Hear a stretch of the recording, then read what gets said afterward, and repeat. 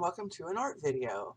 I'm Phyllis, and I'm an artist and an art fan who makes fan videos about art. Every other week, I delve into a different art-related subject. I'm basically giving myself an art education and bringing you along for the ride. So if this sounds interesting to you, make sure you click like and subscribe to my channel for all my future videos. I also live stream every Wednesday evening at 7 p.m. Central Time. Grab a beverage, grab your art supplies, sketchbook, and draw along with me, paint along with me, knit along with me, embroider along with me, whatever you do, do it along with me, or just sip your beverage and watch the live stream. I pay attention to the live chat, so if you have any questions or comments, I'll make sure and see them and respond. So if this sounds fun to you also, that's Wednesdays at 7 p.m. Central Time.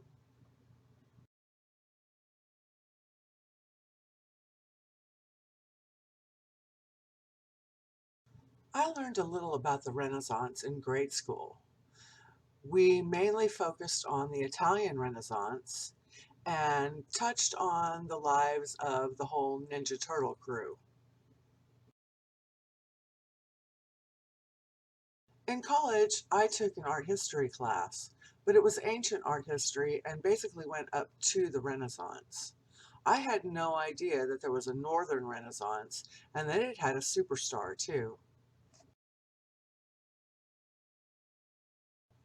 Recently, someone mentioned the name Albrecht Durer to me, and I had to Google him to find out who he was to understand the reference. I immediately recognized what's probably his most iconic painting, but I'd had no idea who the painting was by or who the subject matter was. Albrecht Durer is well known in the art world for his woodcuts, printmaking, and paintings, mostly of religious themes. But I found myself most fascinated with his self-portraits and what they say about him as a man and an artist. He loved nice clothes and wore his hair and beard long and flowing in a time when most men went around clean shaven. He seems to have been a bit narcissistic as self-portraits were very rare in his time period and he did many of them. But he doesn't seem to have been a womanizer or a gambler or an addict or anything like that. He just held himself in high regard, which is pretty justified given his immense talent. Before we dive into his selfies, let's take a look at his life in the Northern Renaissance. Albrecht Durer was born in Nuremberg in 1471. He was one of 18 children. At first I thought that was a typo in that article, and so I did a little more research and nope, he was one of 18 children. That is unimaginable. Can you imagine taking care of and looking after and feeding 18 children? Although most likely many of them died very young. That just happened a lot in that time period.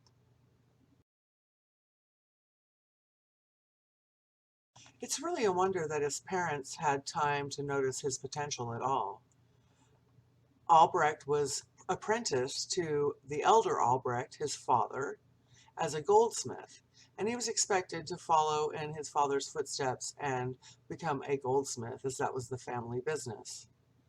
But when he was 15, the elder Albrecht noticed his son's potential as an artist and let him apprentice to a local artist of undistinguished talent.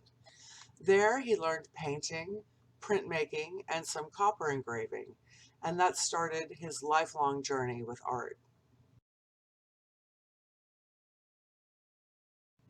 In 1490, when he was 19, he traveled for a couple of years, ending up in Colmar, where he was supposed to study under an esteemed painter and engraver. Unfortunately, when he arrived in 1492, the man was already dead. The man's family took Albrecht in and taught him as much as they could about woodcutting, printmaking, and engraving. A couple of years later, Albrecht decided to return to Nuremberg. Almost no work of his exists during this period.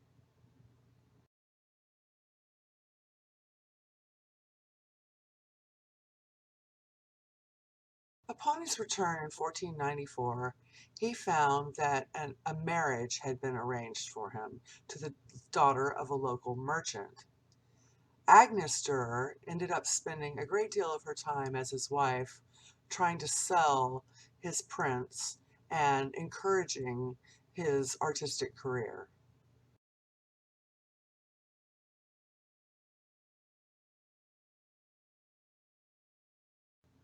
Not long after his wedding, he left again, this time to visit Venice, leaving his wife behind. When he returned in 1495, he began creating beautiful woodblock prints of religious themes, including a series of 16 prints of the Apocalypse.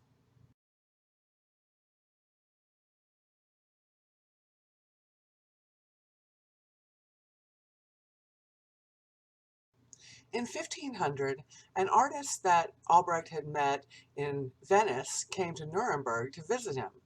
He taught Albrecht all the latest developments in proportion, perspective, and anatomy. Albrecht took these and studied until he produced Adam and Eve in 1504, which is stunningly rendered.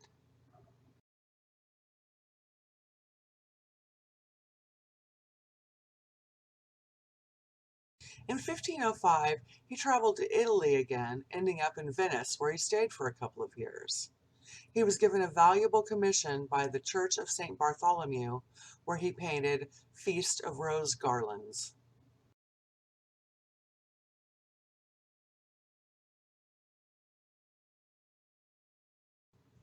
After he returned to Nuremberg, his reputation spread throughout Europe.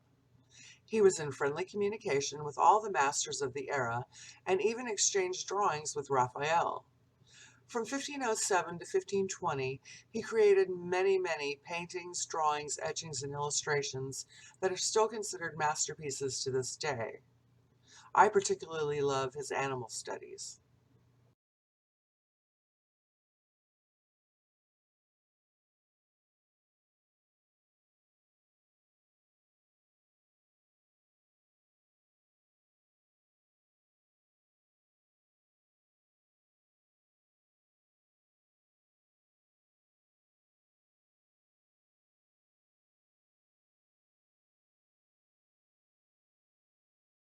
In 1520, Durer and his wife traveled to the Netherlands for the coronation of Charles V.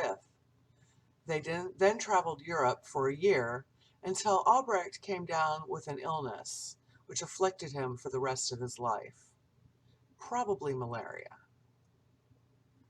Back in Nuremberg, he began sketches for another series of religious pictures, but never produced another grand painting.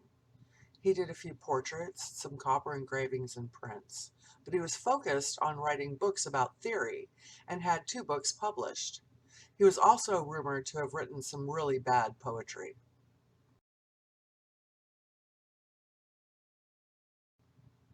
He died in 1528 from an unnamed fever, and a book he was working on about anatomy was published posthumously. He and Agnes had never been able to conceive children, so he died without heirs. And that is the life story of Albrecht Durer in a nutshell.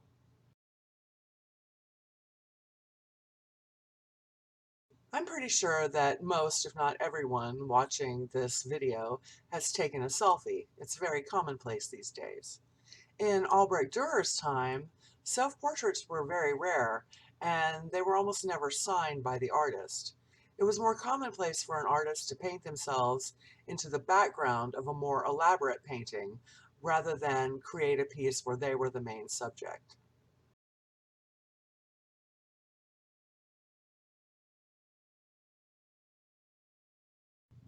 Durer did his first self-portrait at the age of 13.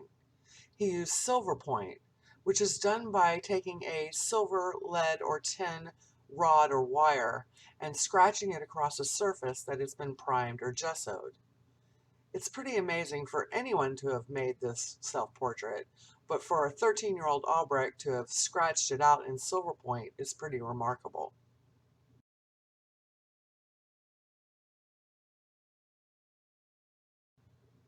The second, self-portrait with a bandage, shows a clearly distressed Albrecht Durer holding his hand to his face in pain. These are not smiling, friendly selfies like we take today. They display a talented draftsman with an ability to depict an intensity of emotion.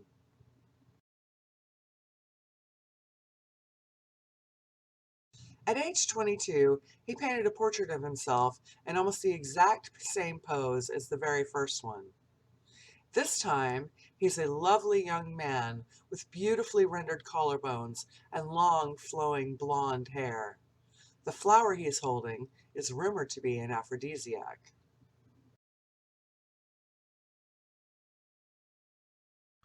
The 26-year-old Durer painted himself in expensive clothing next to a window with a view that was much more Italian than German. He had just returned from Venice, where he had been profoundly influenced. His curly locks and soft beard are very detailed, and one shoulder is nearly bared. The painting is very rich and sensual.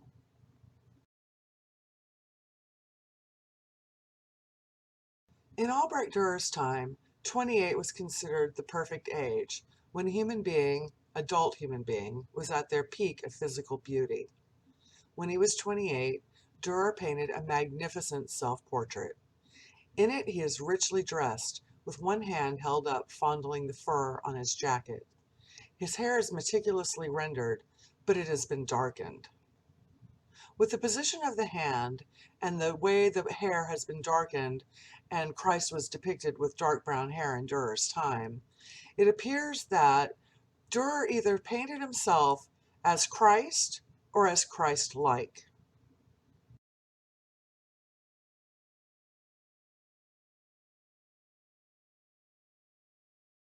In 1503, Albrecht Durer became gravely ill, and it was thought he might die.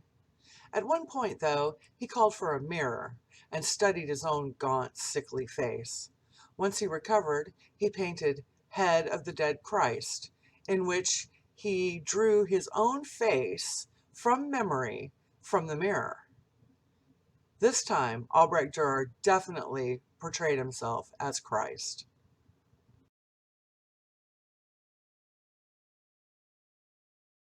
In Italy, in the Renaissance, it was not uncommon to see the naked male form. This was not the case in Germany, however, where they were much more conservative, and it was nearly impossible to get a model to pose nude. So Albrecht drew himself naked. This piece of art was shocking basically up until the 20th century, and even today, it's rare to see the fully naked male form in media. Late in life, Durer drew The Man of Sorrows.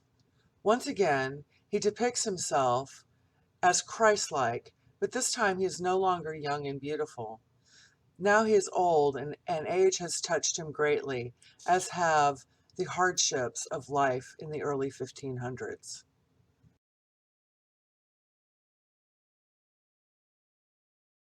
Albrecht's final self-portrait was not a grand painting or a Christ-like depiction. It is a pen and watercolor drawing showing Albrecht pointing to a spot on his belly that is circled. It is a drawing for a physician to show him where Albrecht was in pain.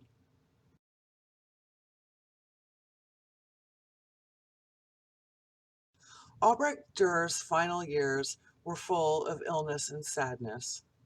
Once he died and was buried, his friends exhumed him and took locks of his long curly hair. Albrecht Durer's artistic vision lives on, though, and he forever changed the face of art.